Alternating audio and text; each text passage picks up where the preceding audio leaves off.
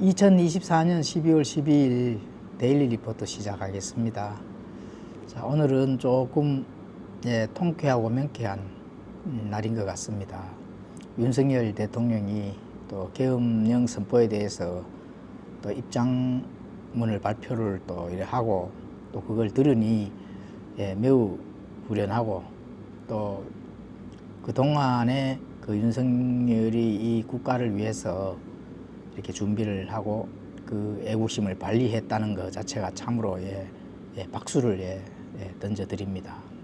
자, 그래서 오늘의 주제는 눈먼 바리새인과 눈먼 자 한동훈. 지금 한동훈 때문에 지금 난리잖아요. 그 본질을 깨닫지 못하고 자기 자신의 명예나 또 권력을 찬탈하기 위해서 어쨌든 대통령을 끌어내리기 위해서 발목 잡고 직무 정지를 시키고 이렇게 하는 한동훈이가 자, 눈먼 바리새인하고 어떻게 비교가 되는지 오늘 성경을 읽다가 그 주제가 정해져서 한번 같이 살펴보고자 합니다. 요한복음 9장 40절에 이제 나와 있는 거거든요. 그래서 읽고 한번 같이 나누어 보도록 하겠습니다. 요한복음 9장 39절에서 40절을 한번 읽겠습니다.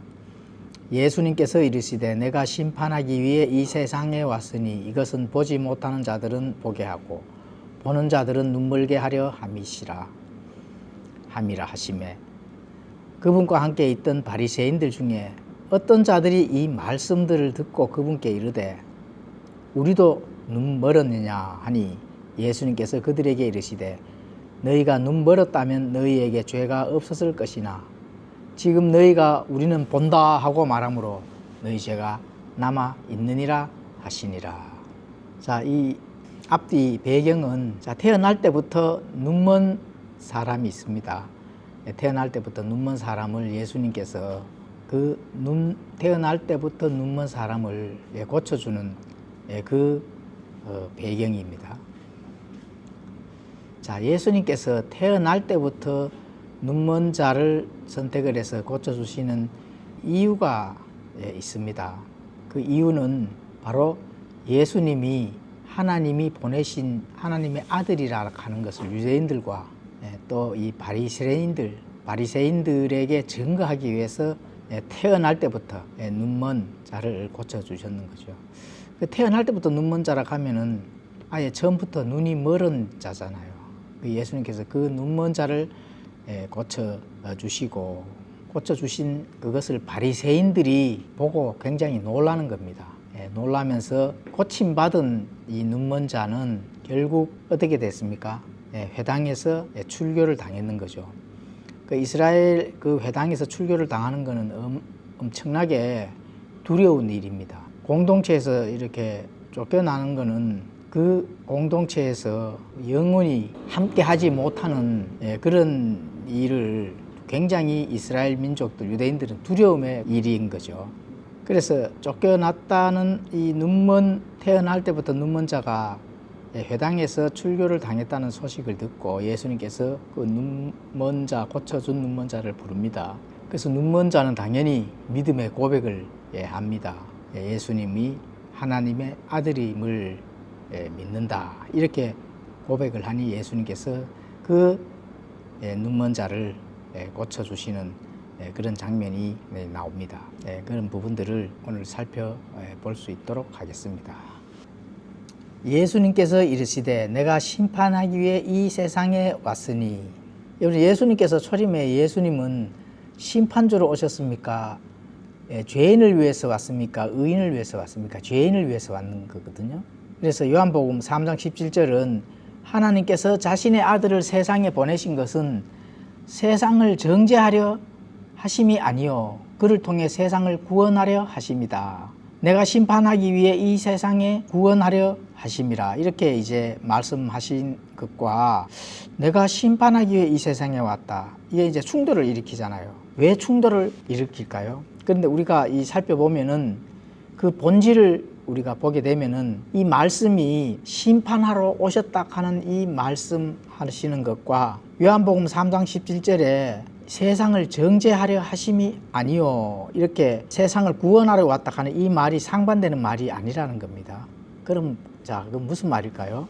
자, 잘 이렇게 우리가 판단을 해보면은 구원할 자가 있다는 것은 예수님께서 이 세상을 구원하러 왔잖아요. 그러면은 구원을 할 자가 있다 하면은 그 상대적으로 뭐가 있다는 거예요?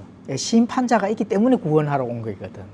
예, 그렇죠. 그러니 심판 그 속에서 심판할 자 속에서 구원자가 있으니까, 예, 구원자가 있다면은 예, 상대적으로 심판할 자가 있다. 예, 그렇게 이제 보시면 되는 거거든요.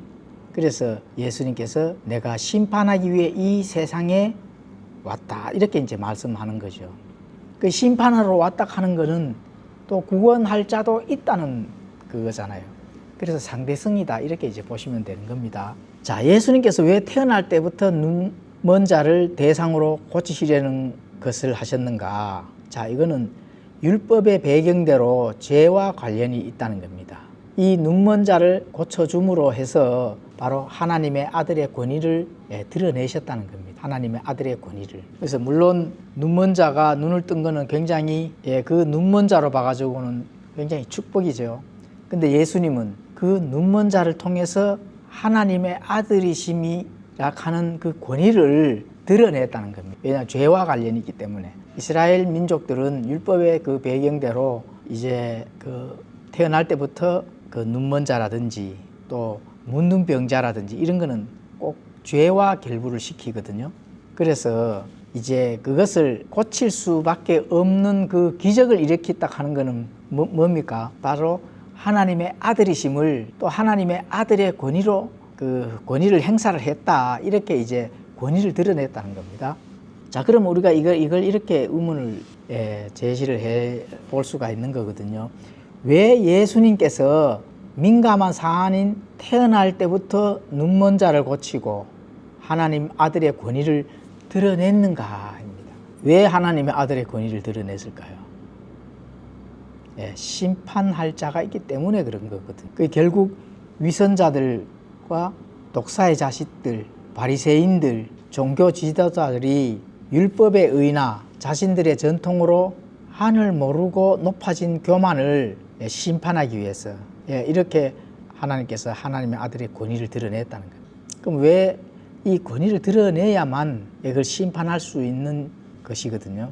그래서 우리가 비유를 한번 사용을 해보면은 우리 땅속에 씨앗이 있습니다. 씨앗이 있을 때 그 씨앗을 먹기 위해서 존벌레들이 달려들잖아요. 그 씨앗이 먹으려고 할 때 그러면은 뭐가 뜰까요? 낮에 엄청난 뜨거운 햇볕이 내리쬐게 됩니다. 그렇게 되면은 그 태양이 그 빛이 바로 존벌레들을 퇴치를 해서 그 벌레들을 바깥으로 드러내도록 해서 나타나도록 해서 그 씨앗을 못 먹도록 이렇게 하는 거죠. 그래서 그 씨앗은 안전하게 싹이 자라서 좋은 열매를 이제 맺게 한다는 겁니다. 그 문제는 심판할 자들을 심판을 하겠다는 하나님의 그 권위, 그 권위를 사용을 하셨다. 그 눈먼 자가 태어날 때부터 눈먼 자가 그 하나님의 그 권위로 눈이 떠졌잖아요. 그래서 예수님께서 그런데 이 바리새인들은 이미 예수님께서 심판의 메시지를 아마 경고를 앞전에 아마 줬는 겁니다. 마태복음 15장 14절에서는 이렇게 말씀합니다. 자, 미리 경고를 했기 때문에 이 바리새인들이 예수님 보고 묻습니다. 우리도 눈이 멀었느냐 이렇게 묻잖아요. 그런데 예수님이 자 이렇게 묻는 이유가 뭘까요? 우리도 눈이 멀었느냐 이렇게 이제 질문을 한다 하는 거는 이미 눈이 멀었다 하는 심판의 결과가 던져졌다는, 그런데 그거는 이제 바리새인들은 모르는 겁니다. 자, 본인들이 너들은 정말로 눈이 멀었다 하는 것을 예수님이 경고를 하고 또 그 일들을 드러냈음에도 불구하고 어떻게 해요? 자신들이 심판에 지금 앞에 서 있다 하는 그런 부분들을 바리새인들은 모르고 우리도 눈이 멀었느냐 이렇게 이제 예수님한테 질문을 던진 겁니다. 근데 예수님께서 어떻게 해요? 명쾌한 답을 주시잖아요. 예수님께서 그들에게 이르시되 너희가 눈 멀었다 하면 너희가 죄가 없겠지만은 지금 너희가 우리는 본다 하고 말함으로 너희 죄가 그대로 남아 있느니라. 명쾌한 답이죠.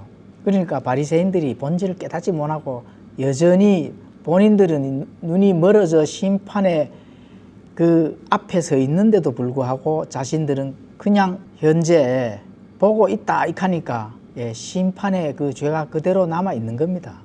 그래서 바리새인들이 받을 심판은 어떻게 돼요? 불을 보듯이 뻔한 거죠. 예수님이 태어날 때부터 눈먼 자를 고치는 기적을 보고도 바른 결정을 내릴 수 있는 이 증거들을 무시하고 자신들이 교만에 의해서 진짜 눈 멀었다 하는 것을 이제 모르는 거죠. 예수님이 태어날 때부터 눈먼 자를 고친다 하는 것은 하나님의 아들의 권위, 그 권위를 지금 사용을 하셨잖아요.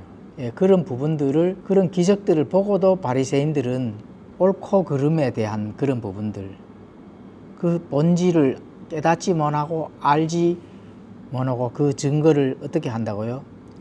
무시를 해버리고 눈먼 자를 회당에서 쫓아내버리는 아주 악한 행동을 하는 거죠.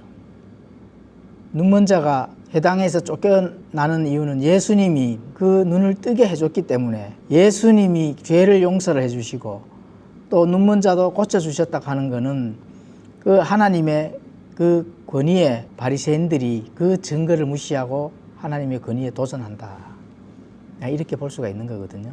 그래서 이 바리새인들은 그 본질적인 그 증거를 무시하고 하늘 높은 줄 모르고 교만에 떨다가 결국은 멸망으로 갈 겁니다. 자, 이게 그러면 윤석열 대통령 한동훈이하고 무슨 관계겠느냐? 오늘 윤석열 대통령이 계엄령 선포에 최종 입장 담화문을 발표했잖아요. 통쾌하고 명쾌한 하나님의 아들의 권위를 사용한 예수님과 바로 일맥상통한 거죠. 국군 통수권, 대통령의 그 사용할 수 있는 계엄령이라 하는 그 권위를 사용을 했잖아요. 그렇죠? 그런데 그 계엄령을 사용한 윤 대통령을 본질적으로 한 그런 것들을 모르고 한동훈이는 어떻게 해요? 윤 대통령을 직무를 정지시키고 대통령에서 쫓아내려고 하는, 탄핵을 하려고 하는 사람. 이거 바리새인들이 하나님의 권위에 도전하는, 태어날 때부터 눈먼 사람을 고쳐주고 고침받았다고 해서 회당에서 출교를 시켜버리는 그 하나님의 권위에 도전하는 거잖아요. 그런 것과 일맥상통하다. 자, 윤석열 대통령이 겁을 주려고, 사람들에게 겁을 주려고 계엄령을 선포를 했습니까? 아니잖아요. 반국가 세력들, 적들을 심판하기 위해서 사용한 바로 그 대통령의 권한입니다. 그 권한을 알지 못하고 깨닫지 못하고 완전히 눈이 멀어서 지금 한동훈이가 대통령 직무를 정지하고 탄핵을 시키고 있잖아요. 이게 눈먼 자죠. 본인은 눈먼 자가 아니어서 그렇게 본인은 그렇게 한다고 하지만 그거는 심판과 또 이 멸망을 초래할 눈먼 자거든요. 그래서 그런 부분들이 바리새인들과 일맥상통하다. 이렇게 제가 정리를 해봤습니다. 자, 오늘 마음이 찡할 정도로 국가를 위해서 자신의 통치권인 계엄령을 질서 있게 사용하고 또 마무리 지었음을 우리가 알 수 있었잖아요. 범죄자 집단들, 반국가 세력들이 국가 전반적인 행정 업무에 발목을 잡고 마비시키는 것을 심판하고자 대통령의 고유 권한인 계엄령으로 반국가 세력들의 그 행태들을 수면 위로 드러냈잖아요. 그리고 국민에 알렸지 않습니까? 그래서 이 근본적인 심판, 한국의 또 부정선거를 심판하기 위해서 고도의 작전을 펼쳤다는 것에 저희들도 감탄하고 또 감사한 거죠. 국가를 위해서 사용할 수 있는 그 권위를 사용하고 질서 있게 했다 하는 그거에 감사할 따름입니다. 그런데 여전히 바리새인처럼 잘 본다 하여 죄가 남아있는 예수님의 심판처럼 한동훈이는 여전히 본질을 못 보고 자신의 인기나 권력을 잡기 위해 좌파들과 손잡고 행동을 하니, 자, 껍데기만 보는 거죠. 보기는 보는 겁니다. 그런데 껍데기만 보는 거죠. 결국은 정치 생명이 끝나고 이제 뭡니까? 국민의 심판만 이제 남은 겁니다. 이 바리새인들의 심판과 한동훈이의 심판, 여러분 어떻게 생각하십니까? 자, 한동훈이가 뭘 보고 큰 소리 팍팍 치는지 이 눈이 가려지고 눈먼 자기 때문에 그런 거 아니겠습니까? 정신을 차려라, 이런 말을 던져주고 싶습니다. 자, 성도 여러분, 오늘은 요한복음 9장 40절 눈먼 바리새인과 한동훈이라는 이런 걸로 이렇게 제목을 잡아서 예수님께서 눈먼 자를 고치는 그 원인, 또 바리새인들이 그 눈먼 자를 출교를 하고 또 그 본질을 보지 못하고 심판의 대상자에 올라서는 것과 한동훈이가 이 국가를 위해서 하는 그 계엄령 선포에 대한 그 본질적인 그를 보지를 못하고 자신의 그 권력을 앞세워서 대통령에 도전하는 그런 것은 바로 국민의 심판의 대상이다. 이런 것들을 나누어 봤습니다.